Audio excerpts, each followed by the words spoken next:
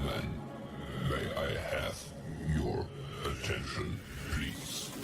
The show starts in 10, 9, 8, 7, 6, 5, 4, 3, 2, 1, go.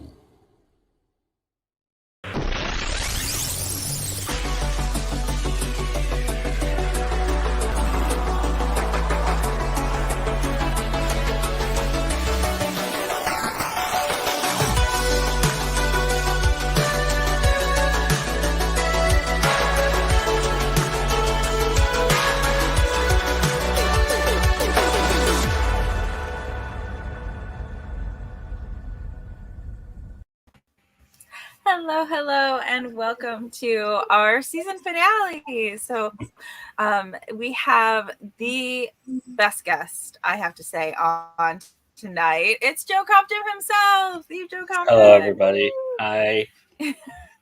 Hi, everybody. I am super pumped about the show, just because you're always like asking great questions, but kind of behind the scenes running things. And so I love that we get to talk to you tonight and focus on you. I'm all yours. Yeah. So I know you do a lot of things, but and I know most of our audience is pretty familiar with you, but tell us a little bit about what you do. So you're a producer, you're a podcaster now, on audio podcasts, writer, filmmaker, you do it all. So tell us a little bit about yourself. Sure. For people who don't know me, I'm Joe Compton. That would be kind of odd that you don't know me if you're here, but that's fine. I have written a couple novels. I have made some films. I've worked in Hollywood as a screenwriter, screen doctor. So I've been in the movie business. It was kind of the first love of my life, and I'm returning to it soon. And I've done that. And I just was telling Julia I started an audio podcast. Actually, I've co-hosting an audio podcast. I didn't start it. It was actually started by my friend Adam Johnson. So he and I are doing an audio podcast called The Kingdom of Heavy, which is us talking about our two big loves, which is heavy metal music and fantasy stories, books, movies, television kind of thing. And we're kind of dissecting things and kind of looking at things from kind of an intellectual perspective, which is, with heavy metal music and fantasy, that's kind of an odd way to look at it. But I think it's really, we just recorded our first episode, and that'll be out tomorrow. And it'll be a lot of fun to, I think people will dig it. So I'm real excited about that and going into that realm, and it's all audio. So it'll be unusual for me. And of course I run GoIndieNow, which is this video broadcasting network that we do shows like this on every week. So I'm real excited about shutting my mouth and answering questions. Yeah. So exciting to have you on. Since you do so many things, like one thing I did want to ask you is like, how do you organize your time? Like, how do you find time to prioritize writing, whether it's screenwriting, novel writing, whatever you're tackling that day? Well, I tend to start with to-do lists. I do a daily to-do list of things that I want to achieve during this course of a day. And then whatever I don't achieve, I don't hold myself to that standard where I'm like, I got to get everything done on the list. I realize that time is, it is what it is, and you have priorities and things like that. And so what I will do is, if I don't complete those tasks for that day, I move them up to the top of the list and put them onto the next day's list. But I tend to compartmentalize all my time chunks and decide when I'm going to do certain things at certain times, and it just dictates whatever's most important at the time to do it, and then I just go for it and see how long it takes me. And I don't hold myself to I have to do this or anything like Right. that. But I do take pride in getting things done, so I do my best. But I also have to have time for me and take care of me. Self-care is very Right. important, and I make sure that I schedule that in there as much as anything else. And I do eat and I do work, so those things are important too. So I just make sure that my time is laid out as best I possibly can, and For sure. I forgive myself if I don't make something happen. That's very, very important to give ourselves grace and like understanding when we can't get everything done. Yeah. So you started out in filmmaking, right? hmm Yeah. yeah, I would say that's probably the first. Well, actually, I wrote a screenplay, and then I Okay. realized quickly that I had so much more to say about the characters I wanted to, so I tried to write it as a novel. And then I moved to Okay. Denver. Yeah, I moved to Denver after after the Marines. I was in the Marines, and that's when I started writing. I mean, I've been writing since I was a young kid, but when I Right. started thinking about it being like my life, that's when I started thinking about it. And then I went to Denver and I attended a writers conference there that kind of changed everything for me and my perspective. I met an agent and a few published authors. At the time, it was all traditionally published stuff. There was no self publishing at the time.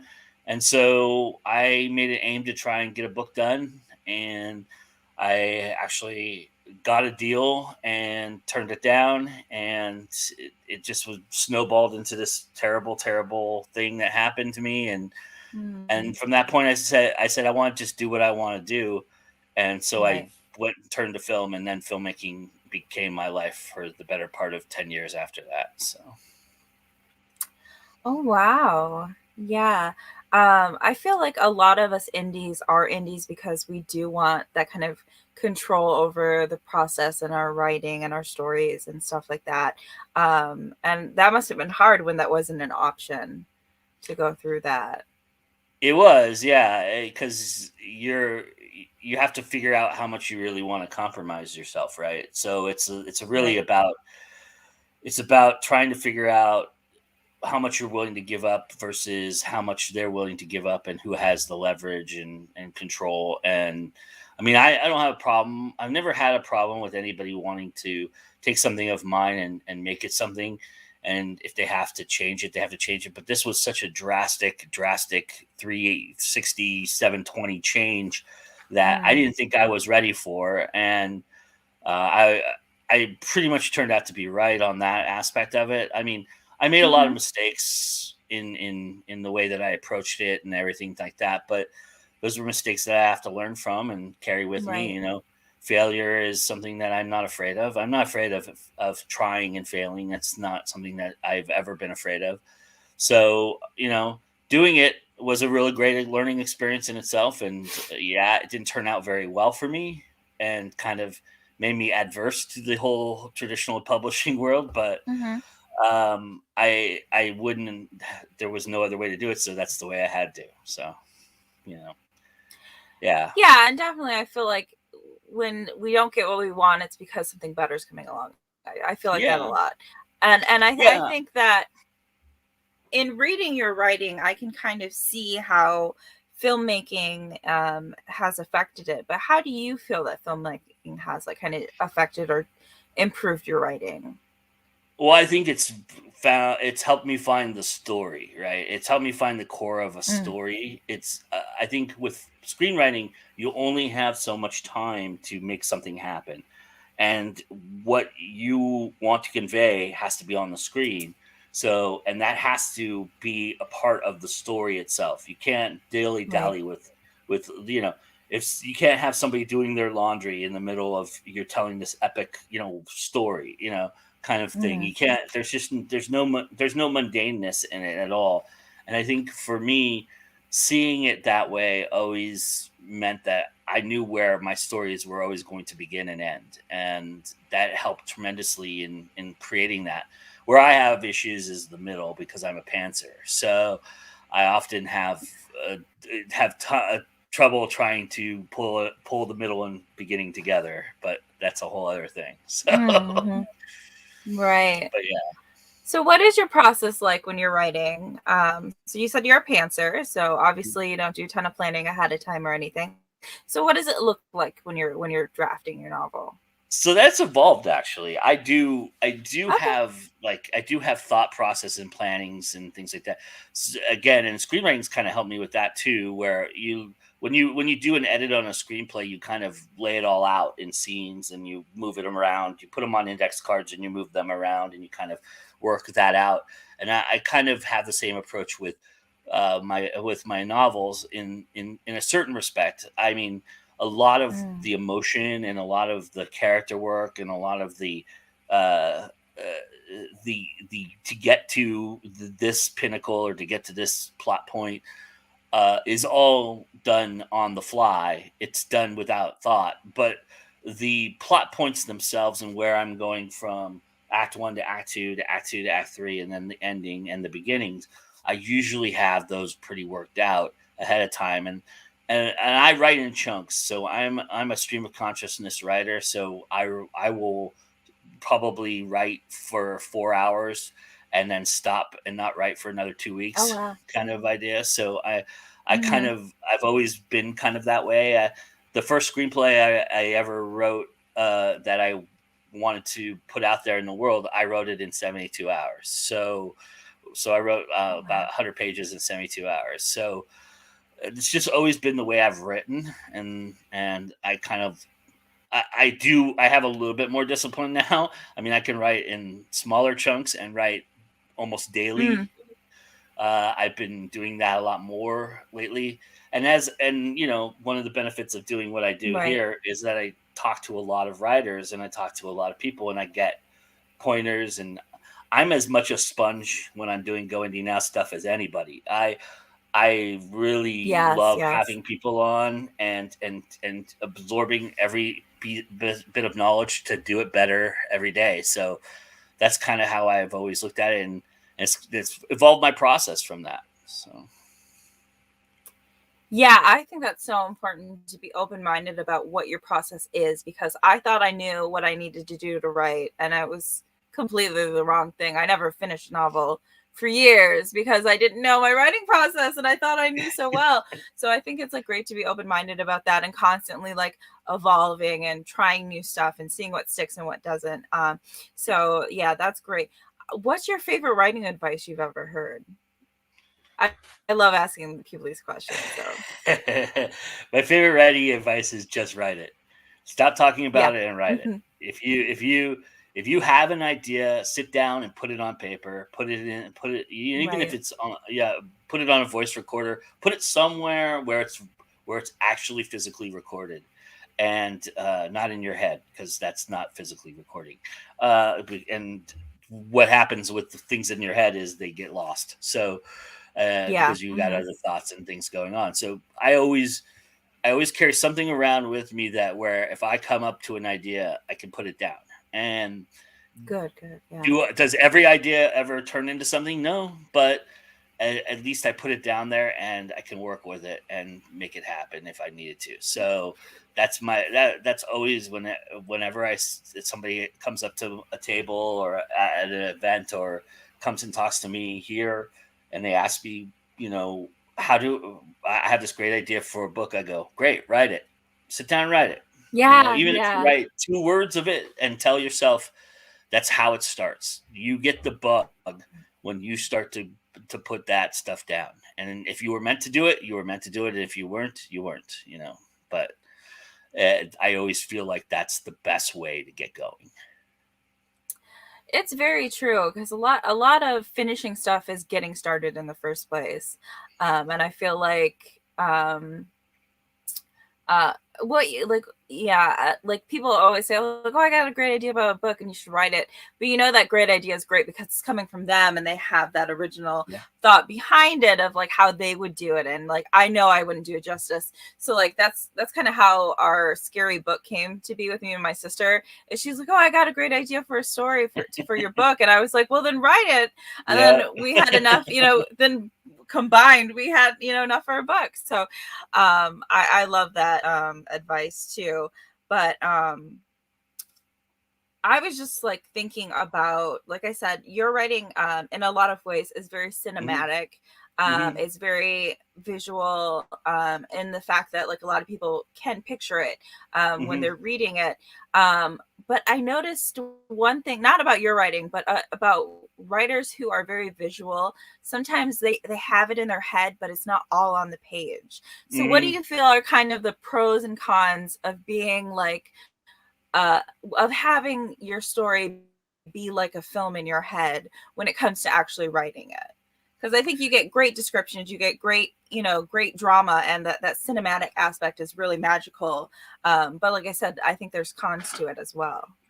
Well, I think the biggest con is it's not a novel; it's a movie. I mean, you have to decide what you're going to write, and because they're two different things. As I read more these days, I'm really starting to understand that writing a novel is such a different cadence. It's such a different process. It has a different way about it than a screenplay does. A screenplay is essentially a blueprint to make a movie. So you have to decide which way you're going to go. I think that's the biggest con if you're writing in a cinematic voice is you have to have some kind of tie-in to exposition, to setup, to moving one character from another. A lot of times with cinema, you're skipping ahead. You don't do the Right. You don't get out of bed and get breakfast. You don't get out of bed, make breakfast, get it unless it's important to the story.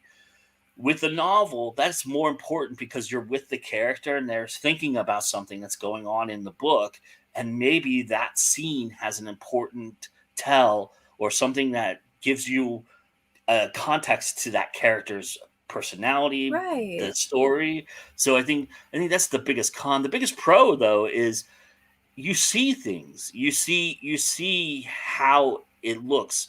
You see what if there's wrinkles in their hands. You see if there's if they have one eyebrow missing. You see if they're how vivid their clothing is, and if all that matters.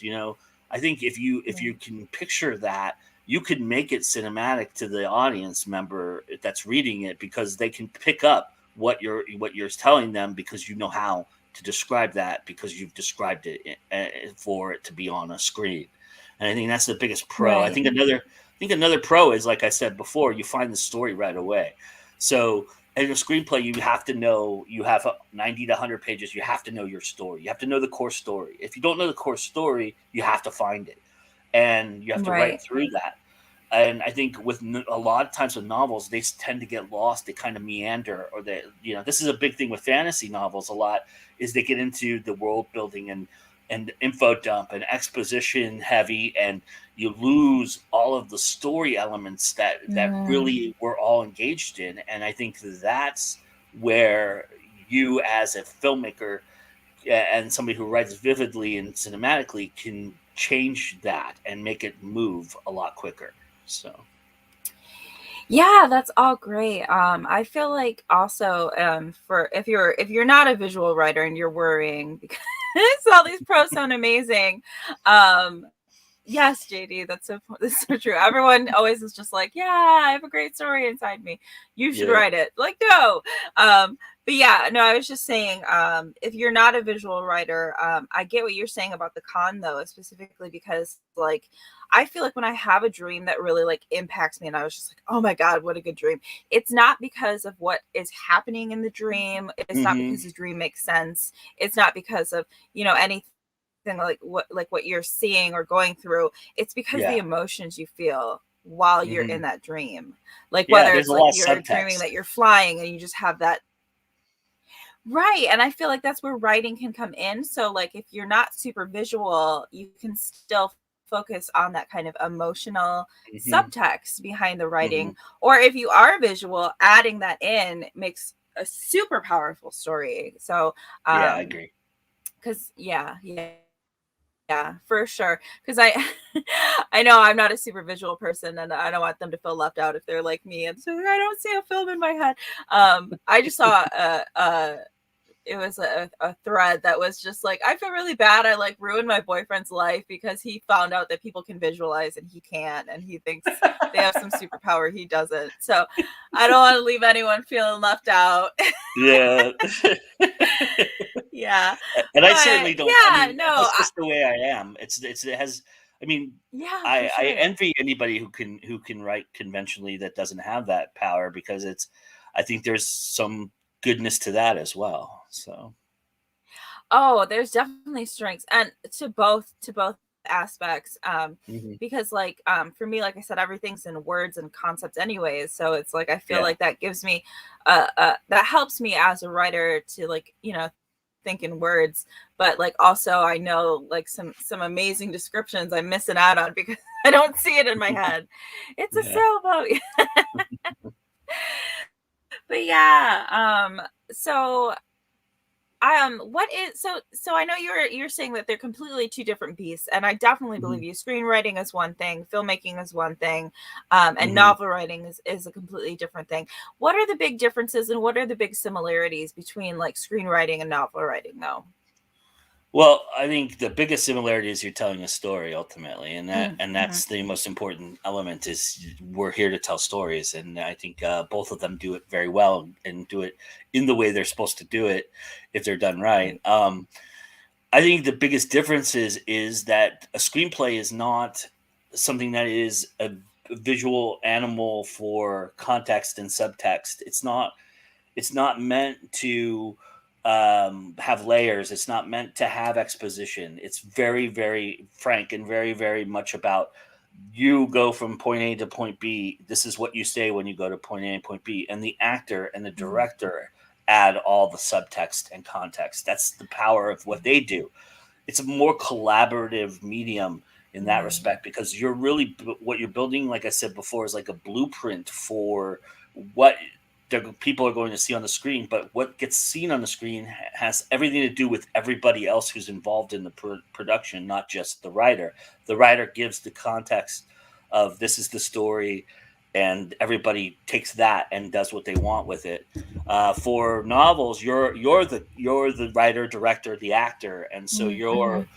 you're giving all the subtext, you're giving all the context, you're giving all the exposition. You're creating what you as the writer, director, actor, filmmaker are seeing on a page, and I think that's the biggest difference. And there's a lot more. I mean, both of them are equally difficult in precision and execution and education and Right. all that. But I think with if you're a novel writer going into screenplays, it's a lot easier than a screenplay writer going into novels, because a screenplay Right. writer is very much like, okay, they walked here. And if you do that in a book, people are going, where's here? Where are we walking to? You know? Right. So, Right. and you have to give that context and that exposition for somebody to know. So uh, I think those two things are, that's where the subtle difference is in writing that. And it can be, for a screenwriter, it can be daunting because they have to Mm. get out of their screenwriting brain. I think for a novel writer, it's easier to edit and cut things out than it is to add things in. So they're doing pretty much the polar Mm-hmm. opposite, which is, okay, so I don't have to write Joe walks to the garden. I can just go Joe walks to here, and then boom, the garden's gone. I got it. Mm-hmm.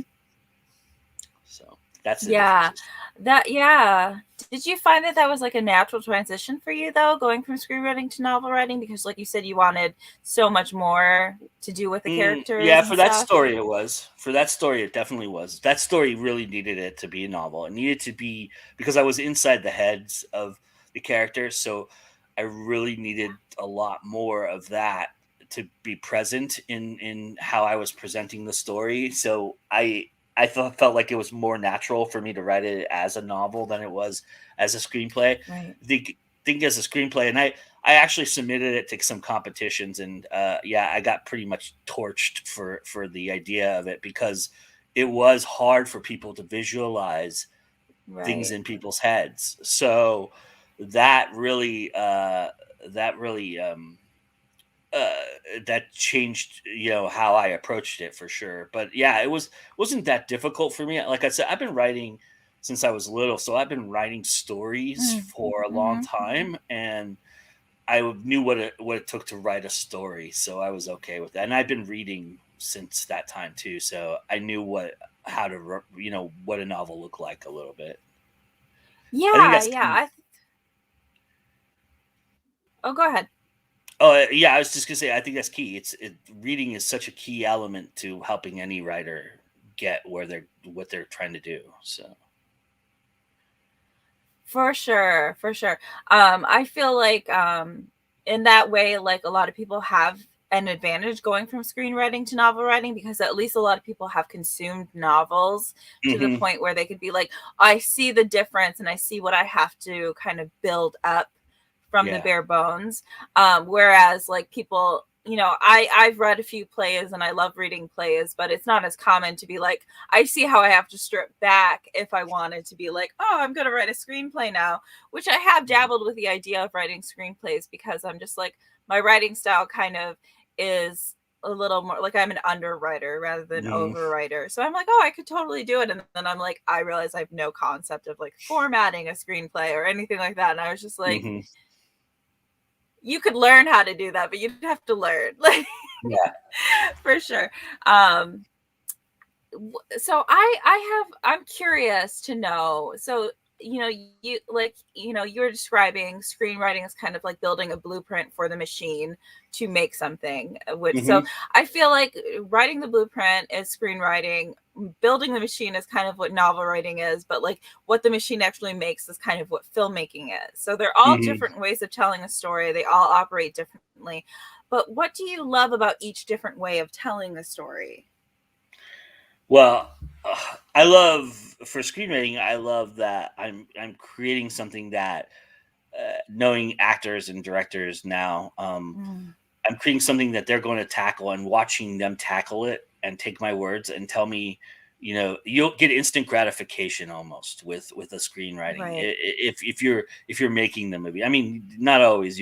You can spend 2 or 3 years shopping it and trying to get it made, but once it gets made, you kind of get this instant gratification because people want to make it, and they make it their own, and they get really involved in it, and they put their stamp on it, and it's really amazing to watch. Hmm. With novel writing, you don't get as much you hope for a review, but you're begging at that a lot of times for reviews, Right, right. oftentimes. But I have gotten a lot of great feedback from that as well. But I think what I love about novel writing is that I'm just so involved in the story. Like, I am the writer, I am the director, I am the actor, and I can make the movie in my own head and on the Right. screen in the time that I'm making it happen. As a screenwriter, I'm distanced from that. I have decompartmentalized myself from the idea that I'm going to be the director, I'm going to be the actor. I'm just making something that somebody can take and make it their own. So Mm. it's more clinical for me, and it's a more technical writing, Yes, yes. than it is novel writing. Is more like emotional writing, and more like it's like writing a diary entry, but you're Mm. writing it as as an orc, or as a dragon, instead of Right, writing right. it as yourself, kind of idea. And those things are really cool, and I like that. And having Yeah, I dabbled love now that. into fantasy, it's even more so because there's so many elements that I can play with, and really sink my teeth into, that have really been a lot of fun to tackle. So I've Yes, really enjoyed yeah. that. Yeah, multi-genre writing is like, it really is like eye-opening and freeing in a lot of ways. Yeah. Because like I remember even just reading my first like real fantasy novel that I got into, and I was just like, it was like, oh my God, this is so good. hmm I never knew I could imagine worlds this way. I never knew I could like, get to meet different, elves and dragons, and and it was just like, it was like, yeah, it expanded my world. And so when you get into writing a new genre, it does the same and expands your world. So I'm hmm super excited that you are dabbling in other genres now. Yeah, yeah, me Um, too. yeah. So for, if somebody is interested in screen making or filmmaking in general, like what can you tell us about it? Like whether it's like tricks that you have or tips for it. Well, I can tell you, for those interested. Sure. Yeah, I can tell you, I did a class on this. If you want to go to the speculative-fiction-academy.com, I actually teach a class on screenwriting, but and that goes into more depth of every element. Of course, But the things I will share about it is, you have to treat it like it's a blueprint. You have to take all of your exposition out of your head and don't put it on a page. Just move a story, move characters like chess. It's more like a chess game where you're moving characters from one spot to another spot, and you're not describing how you got there. You're just moving them to that spot, and then that spot becomes the element in which you're writing around. So with a novel, you're kind of describing why I'm thinking about moving my pawn to, my rook 3, or, with that kind of chess game, it's a little bit more involved where you're kind of almost behind the scenes of writing. With screenwriting, you want to just focus on the story you're trying to tell, and to capture it within 90 pages. 90 pages is the forefront of where you should be aiming, and it should reflect into 3 acts.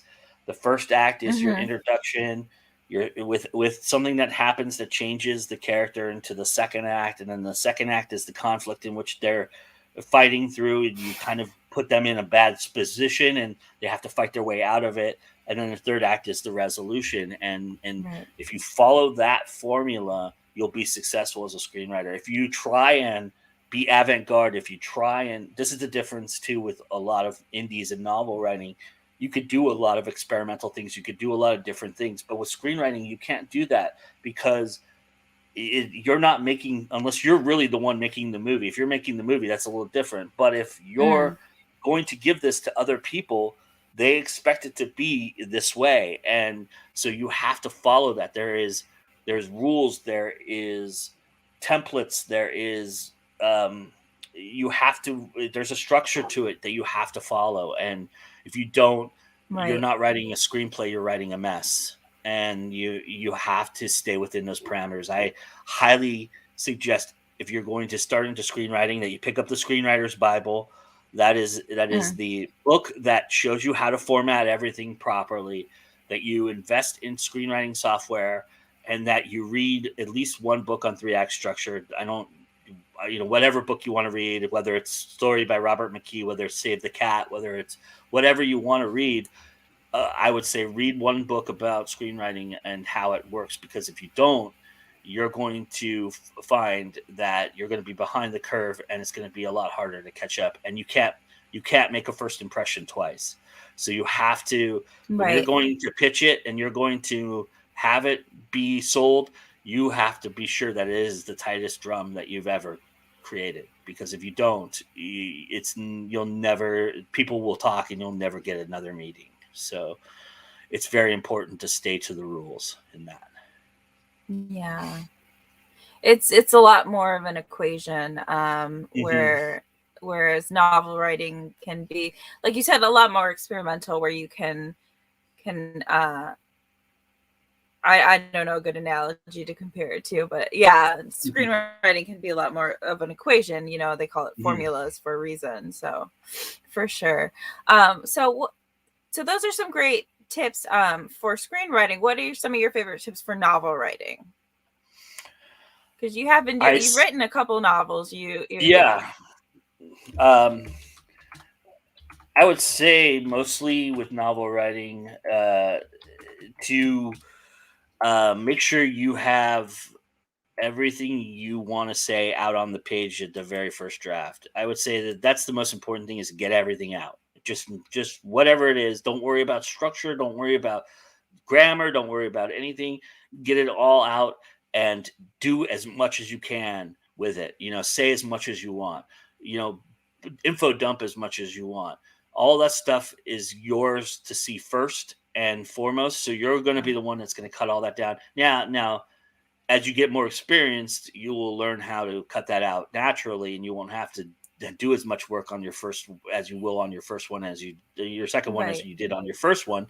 But it is a great practice to just get it all out of you and make Mhm. sure that you have it all done. And I would say the things that I would say most about novels versus screenwriting is to test yourself with what works in the context of character, story, and exposition.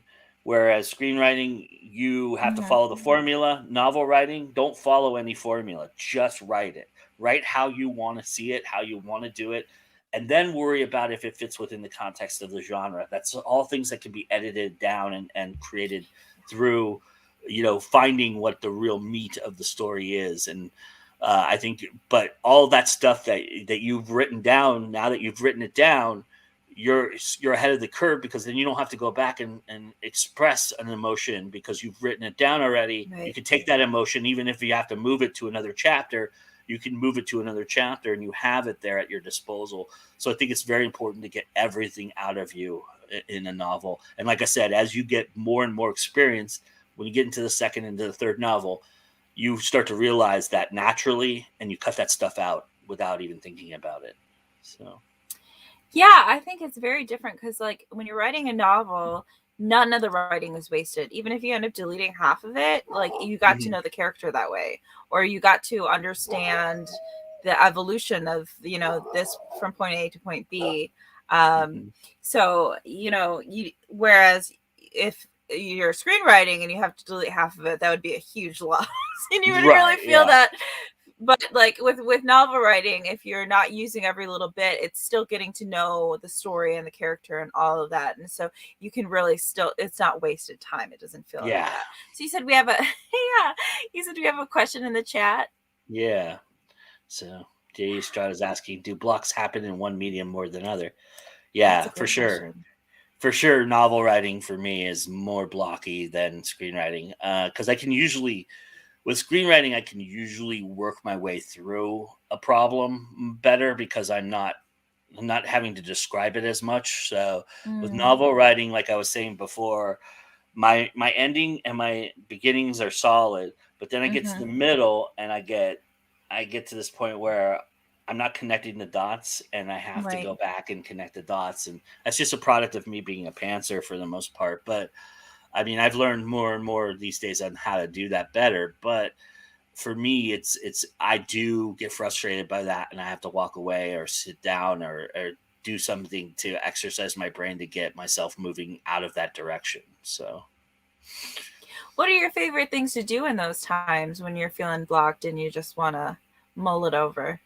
yeah, I either turn to music to try and draw an emotion out of me, or I'll walk away from it and like go on a walk, or I'll sit and I'll look at something and Mm, type something about it. Like right in front of me right now is another hat, and I would probably sit there and describe the hat in greatest detail I could possibly do, just get my fingers moving and my mm, brain thinking and get that vividness out. And of course, all of that would not be in the novel, but it gets my brain thinking. And as soon as I'm thinking, so I'm doing edits on my first book.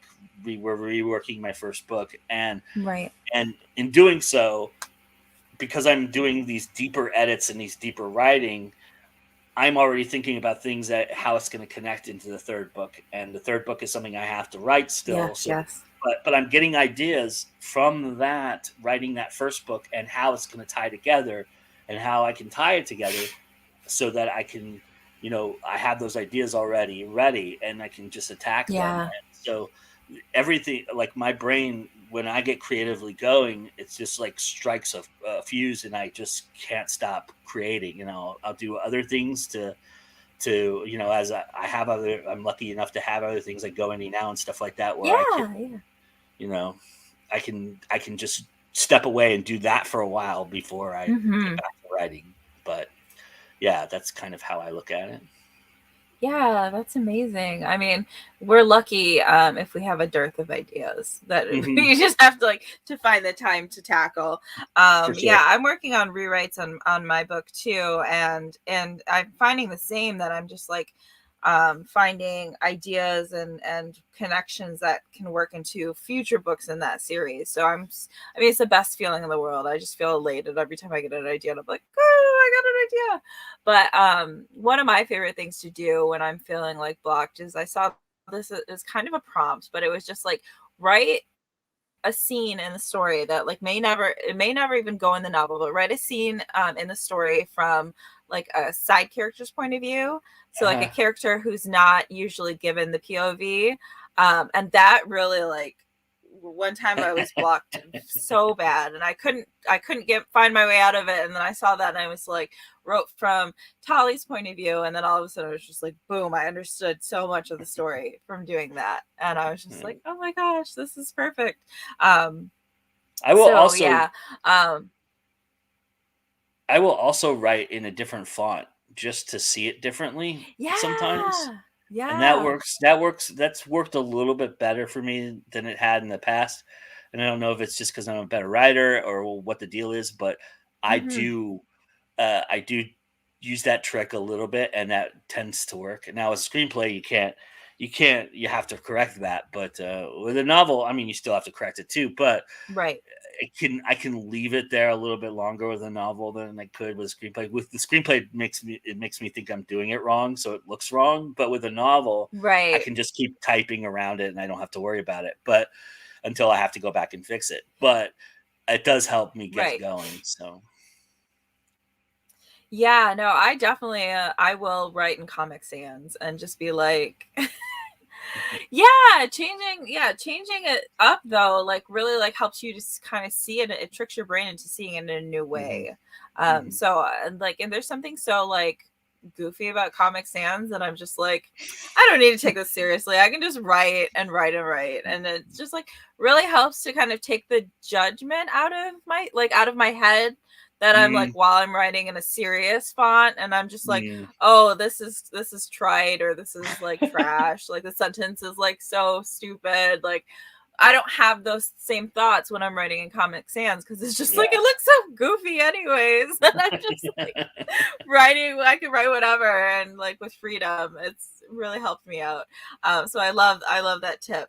um I did want to ask you, because you do so many different things, and I know you have other hobbies, and you hmm produce. And what is the biggest influence on your writing, or source of inspiration, or either or?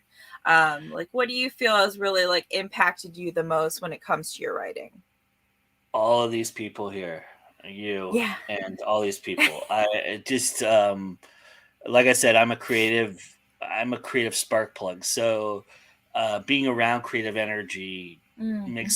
makes me want to crave creating, and that's I'm so lucky and fortunate to have so many great people in my life that are creative, Yeah. that have really sparked that in me and kept me lit and kept me fired up and kept me going. And I have people who ask me about what I'm doing and things of that nature, and that always helps me kick my own ass a little bit sometimes. And Right. but yeah, Right. seeing what people are doing out there and how they're doing is to me so valuable, because it makes me it just makes me happy to see that, and I love that. And Mhm. um I want to be a part of that. It makes me feel like I have a responsibility to be part of this community and do good things. So I need to do what I need to do. So that's how I get motivated by it. Yeah, and you do such wonderful things for our community. We always appreciate you so much. So Thank you. I'll just ask you just a general question. Who is your favorite author, and why? Well, right now, I'd have to say that my favorite author, I mean, all time would probably be Edgar Allan Poe. I Oh, think yeah, yeah. Oh, Edgar so Allan good. Poe Yeah. got me to realize that you could tell a story without having it be like Once Upon a Time or anything like that. Mm-hmm. And I love the whole psychological aspect of Poe. But I'll tell you right now, my favorite author is an indie author out there, and her name's V.S. Holmes. And she's written this Yeah. series called the Star Edge series that I think is absolutely.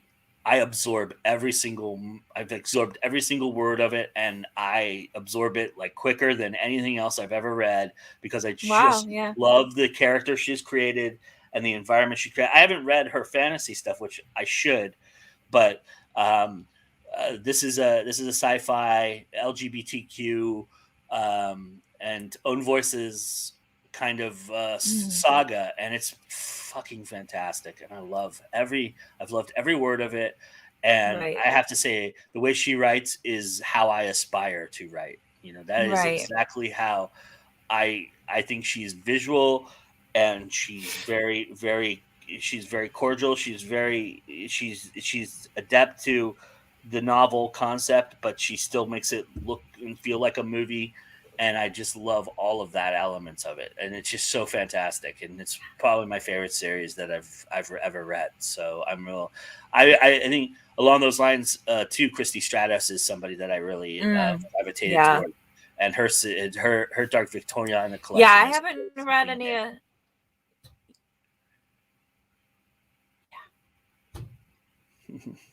Yeah, I haven't read any V.S. Holmes yet, but Christy is great. I read one of her novels, and I'm one of her Patreon patrons, so I get little snippets and of joy here and there. But she's got a great writing style for sure. And the one thing that I love about your writing and like Christie's is like the plot, like the thought behind it, like what the characters are, like the complexity of the plot, you know what I mean? Like the characters are up to so much, and as a reader you're just like, oh, I can't figure out what's happening, and then all of a sudden it all makes sense. And so I really love that about your writing, because it was just like, okay, I know something's afoot, but it's like great when you can't figure out the plot, because so many times I'll be watching a movie and I'll be like, this is gonna happen, then this is gonna happen, then this is gonna and it's just like, it's kind of becomes a game of like, let me figure out what happens right before it happens, which is fun but super infuriating for everyone else in the room. I have been known to like make people angry by being, they're like, have you seen this movie before or something? I'm like, no, I'm a writer. What can I say? But so I really do appreciate when you're sitting there and you're just like, oh, I know something big is about to happen, but I can't figure out what's going to happen, and you get real joy out of that. Me too. So, that's one thing I really love about your writing. Thank you. So we have a couple minutes left. And I mean, there's a million things that I could ask you, but I feel like we've covered a lot of it. But so tell me a little bit more about the Screenwriters class that you did. Sure. So Lisa Wood and Jim Nettles are running an academy called the Speculative Fiction Academy, and they asked me early on if I wanted to be a part of it and if I could do a class on screenwriting. So I basically did a 10-week class where I recorded 10 different lessons on taking you from the very beginning elements of screenwriting and teaching you how to do it. Like I set all the parameters of all the elements that you need and how you format it and put it there very briefly, all the way to you actually selling it to somebody and how that works and how to get into the business if you want to be a screenwriter in the business, because there's so much more to it than just writing a screenplay. You can be in the business for a very long time doing what you love to do without actually ever writing a movie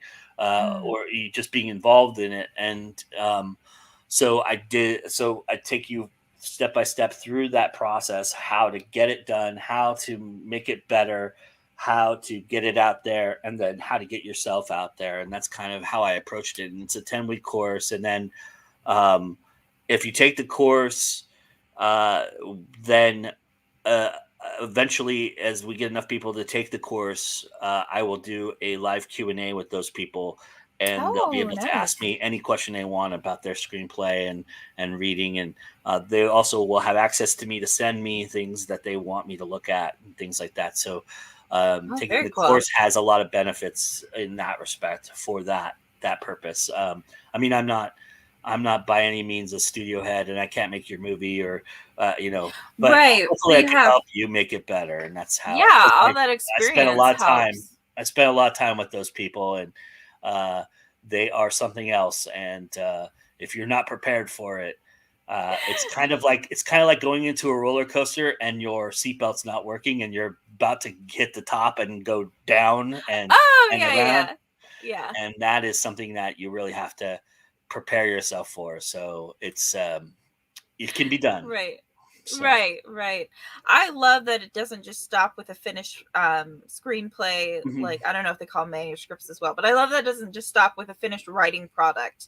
Because mhm, even with novel writing, there's like a lot of times I hear from people where it's just like, okay, I wrote my book and I edited it. Now what? And they're just mhm. really lost to the next steps and the next process of getting the finished product out there, whether that's going indie and self-publishing or whether that's finding a traditional publisher and querying. Yeah, So I mean, there's so many good screenwriting classes and courses you can take, and there's so many master classes you right, can take. But the one thing I noticed with them is they don't tell you how to move on past right, writing the screenplay. It's all about writing the screenplay, and I touch on that a little bit, but I don't make that part of the major element of it. It's more about how mm-hmm. you can get yourself to where you want to be, and that's kind of how I approached it.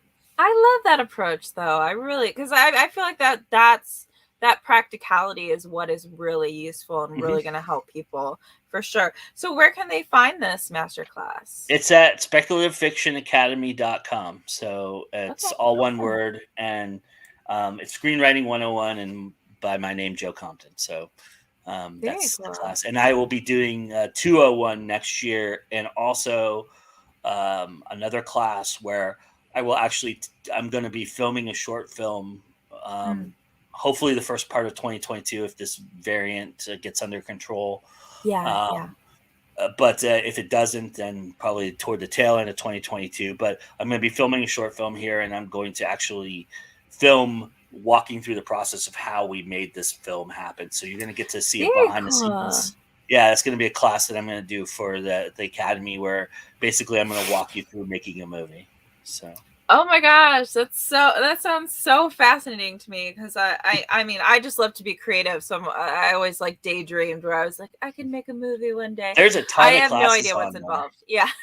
There's a ton of classes. I'm not the only one who does classes. There Yeah. if you sign up for whatever a package they have, there's a ton of great things like how to write a perfect vampire, and it's all kinds of interesting classes. Very So cool. I I will definitely definitely have check to it check out. that out. Yeah, for Yeah. sure.